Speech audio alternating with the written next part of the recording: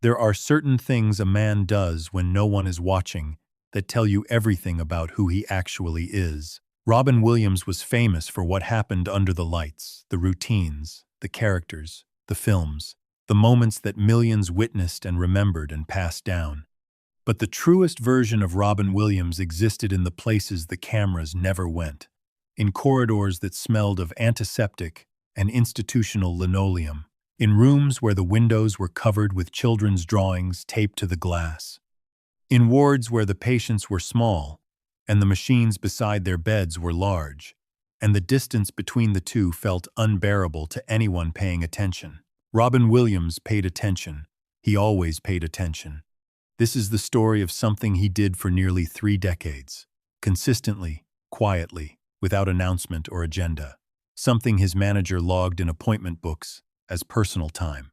Something that nurses and doctors and hospital social workers in cities across America knew about and almost never spoke of publicly, because Robin had asked them not to. Something that parents of sick children described, years later, in voices that still carried the particular texture of a day they had not expected to survive, and had, somehow, survived better because of what walked through a door when they needed it most. This is the story of the children Robin Williams never left behind. And to understand it fully, you have to go back to the beginning, not to Hollywood, not to a stage, to a boy who understood, earlier than most, what it felt like to be alone in a room and need someone to walk through the door. Robin Williams grew up in a house that had everything except the one thing he most required. The home in Bloomfield Hills, Michigan, was large and well-appointed. 16 rooms, a manicured yard, the quiet authority of upper-middle-class American life in the 1950s. His father, Robert Williams, was a senior executive at Ford Motor Company, a man of discipline and reserve who loved his son in the manner of his generation through provision rather than presence. His mother, Lori, was warmer, funnier, quicker, a woman whose wit Robin clearly inherited, but she too moved in the orbit of a social world that kept her frequently elsewhere. Robin was cared for largely by the household staff. He was fed, clothed, educated, provided for in every practical sense, and he spent long stretches of his childhood essentially alone, in rooms that were too large for one small boy, filling the silence the only way he knew how, with voices, characters, imaginary audiences for imaginary performances. What Robin Williams learned in those rooms was something he would carry his entire life. That loneliness is not about being physically alone. It is about being present in a space where no one is truly paying attention to you. And that the absence of attention, real attention, the kind that says, "I see you specifically, not just generally," is one of the most quietly devastating experiences a human being can have. He knew this not as a theory but as a felt reality, absorbed during the long, silent afternoons of a privileged and lonely childhood. And it shaped everything that came afterward, every performance, every improvisation, every moment he stepped toward a stranger who needed something he could give. The children in the hospital wards were alone in exactly that way.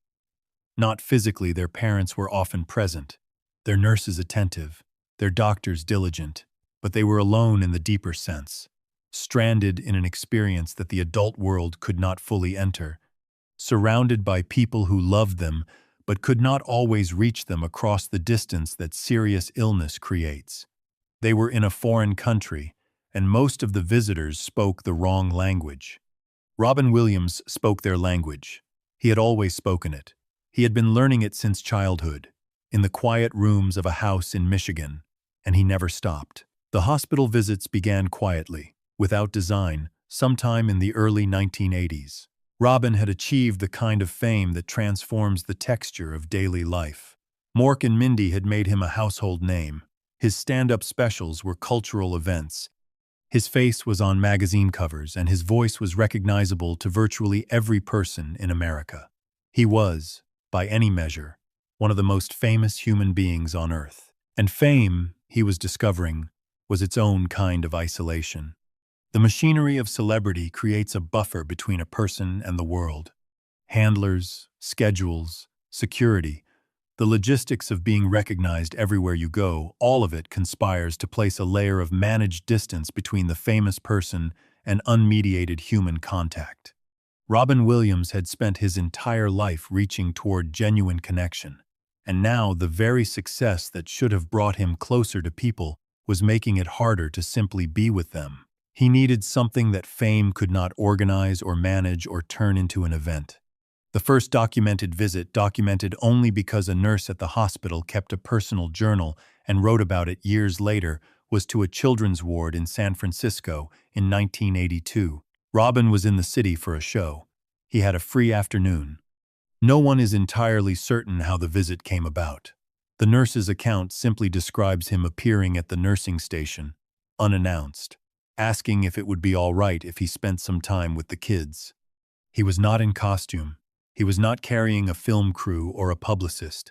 He was wearing jeans and a flannel shirt, and he had driven himself there in a car that was not a limousine.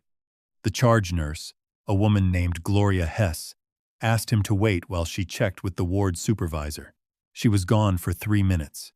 When she came back, she found Robin Williams crouched in the hallway beside a 6-year-old boy named Thomas who had wandered out of his room in a hospital gown, trailing his IV stand behind him, looking for something to do. Robin was doing voices for Thomas. Different characters, different accents, a rapid-fire carousel of personalities that had the boy's face transformed, open-mouthed, eyes wide. The particular expression of a child who has just encountered something they cannot entirely process, but know, without question, is wonderful. Gloria Hess stood at the end of the hallway and watched for a moment before going back to ask permission.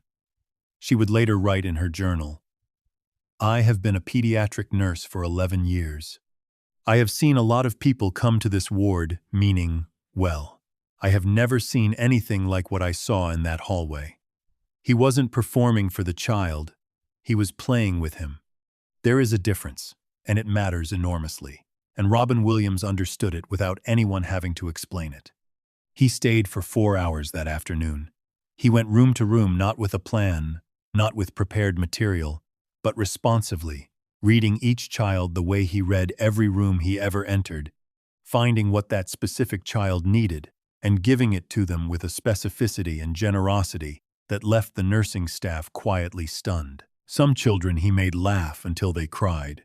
Some he sat beside in silence, asking questions and listening to the answers with total attention.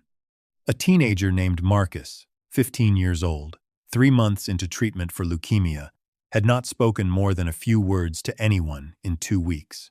Robin sat with Marcus for 45 minutes. No voices, no characters, no performances.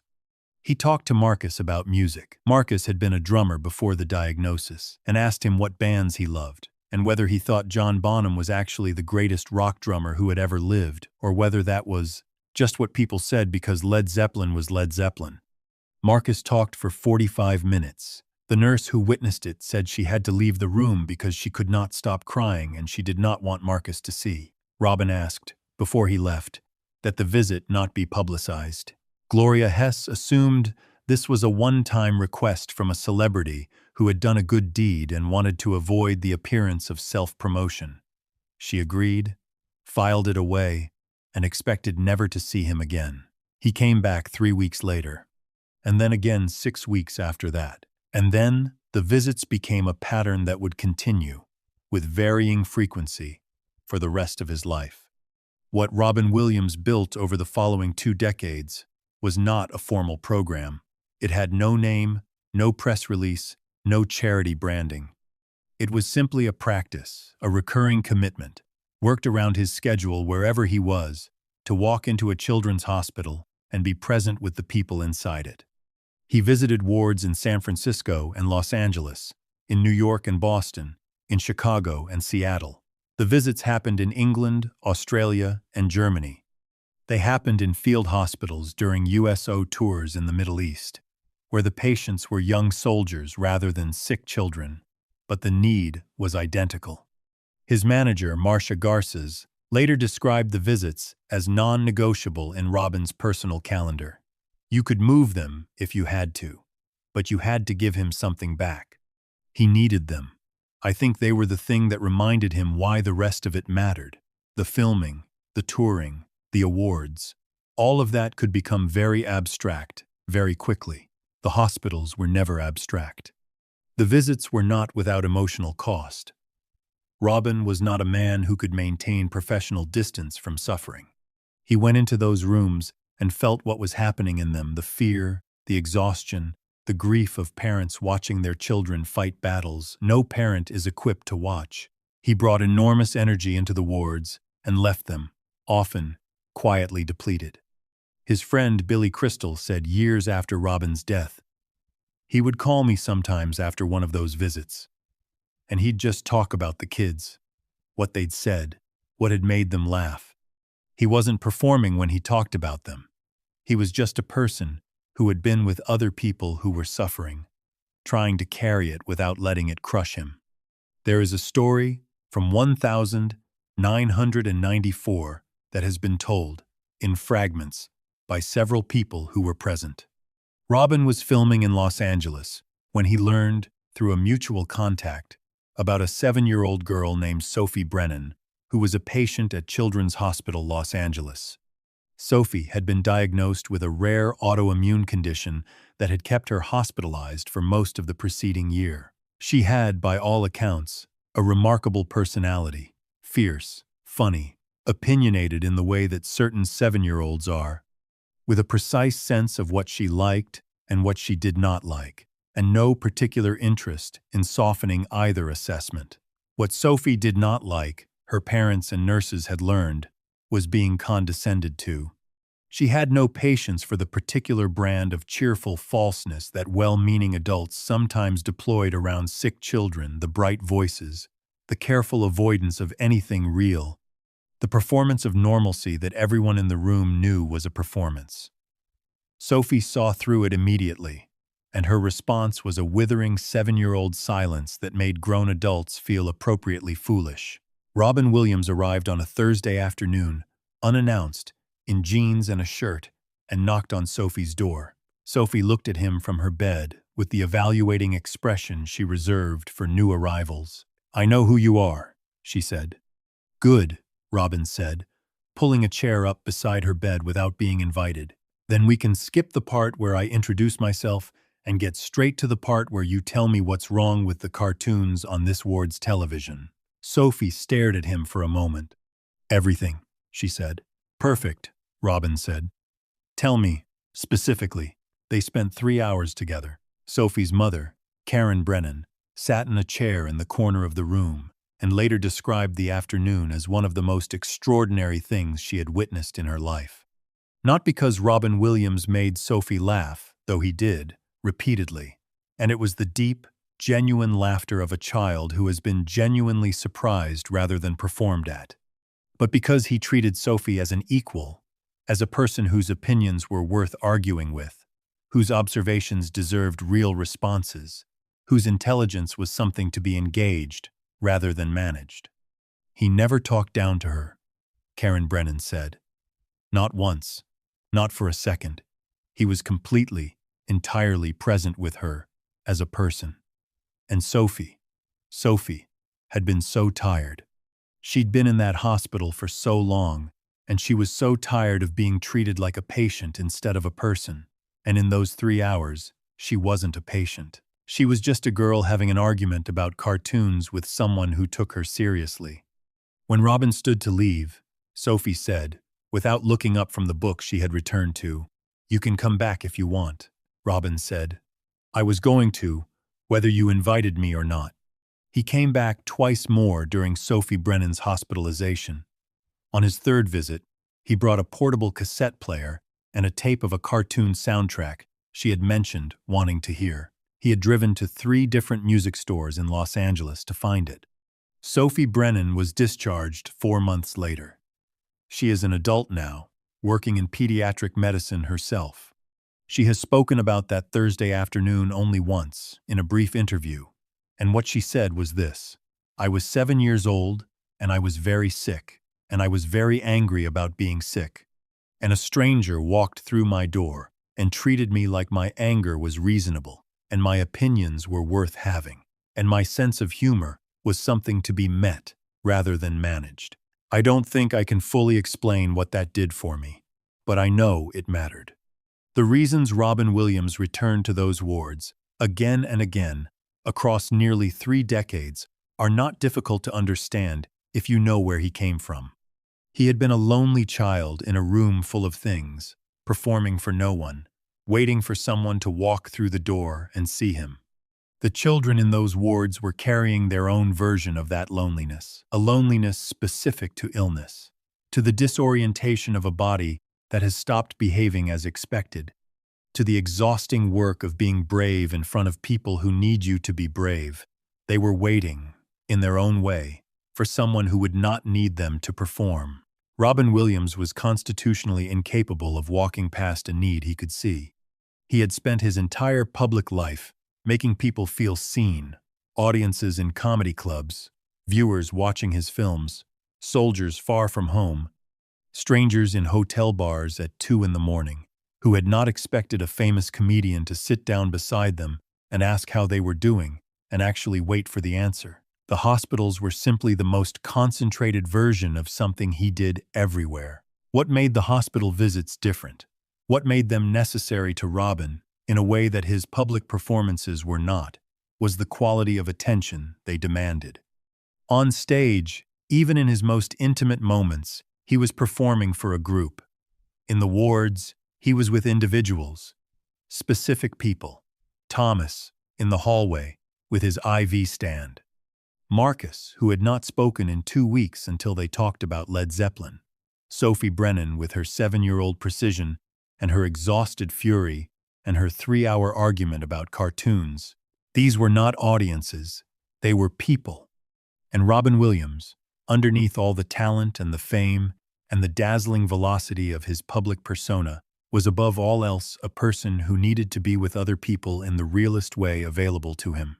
The hospitals gave him that, Robin Williams said, in the only public interview in which he directly addressed the hospital visits a brief, almost reluctant comment in a 1997 profile, something that those who worked with him recognized immediately as true. Those kids reminded me that none of the rest of it matters. The awards, the reviews, whether a film made money, none of it. What matters is whether you showed up for the people who needed you to show up. That's it.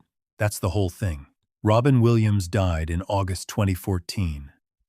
He was 63 years old. The tributes that followed were enormous and immediate from Hollywood, from the comedy world, from heads of state, from millions of ordinary people who had grown up with his voice in their ears and his face on their screens. The grief was global and genuine, the particular grief of losing someone who had made the world feel warmer.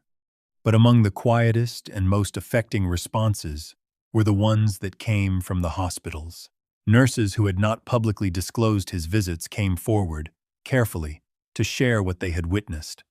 Parents described afternoons that had changed the trajectory of their families' experiences with illness and fear.